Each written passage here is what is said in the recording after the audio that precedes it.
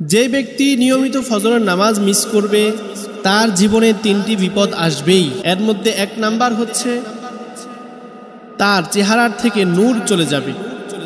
আল্লাহ রাসূল সাল্লাল্লাহু আলাইহি ওয়াসাল্লাম বলেছেন, যে ব্যক্তি ফজরের নামাজ নিয়মিত জামাতের সাথে আদায় করে তার চেহারার মধ্যে আল্লাহ রাব্বুল আলামিন আলাদা একটা নূর দান করে। যে ব্যক্তি ফজরের নামাজ ইচ্ছাকৃত ছেড়ে দিবে তার চেহারার মধ্য থেকে নূর চলে যাবে। আপনি যতই ক্রিম সুন ব্যবহার করেন না কেন, আপনার চেহারার মধ্যে যদি নূর না থাকে আপনাকে সুন্দর দেখাবে না। হয়তো ক্রিম ব্যবহার করার কারণে আপনি সুন্দর হতে পারবেন। আমরা এমনটা দেখি, অনেক সুন্দর মানুষ কিন্তু তার দিকে তাকাইলে মায়া লাগে না।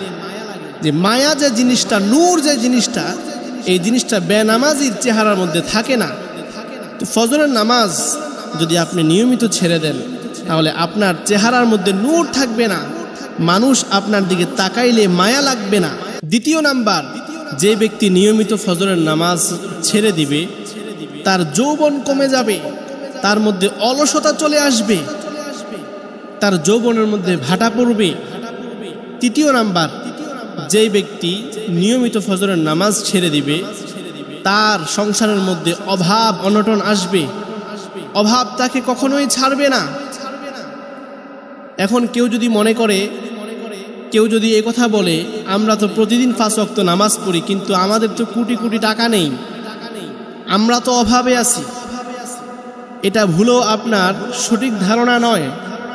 কারণ কোটি কোটি টাকা থাকলে যে অভাব চলে যায় বিষয়টা এমন না। আমরা দেখি 1000 কোটি টাকার মালিক হওয়ার পরেও তার শান্তির অভাব, দিলে শান্তি নাই। ডাক্তার খেতে দেয় না, খাওয়ার অভাব। ডাক্তার প্রেসক্রিপশনে শাকসবজির কথা লিখে দেয়, ভালো মন্দ খেতে পারে না, খাওয়ার অভাব। তো যে ব্যক্তি নিয়মিত ফজরের নামাজ ছেড়ে দিবে তার মধ্যে অভাব দেখা দিবে। এই তিনটি অভাব বেনামাজি যে ব্যক্তি ফজর ছেড়ে দেয় তার মধ্যে আসবে।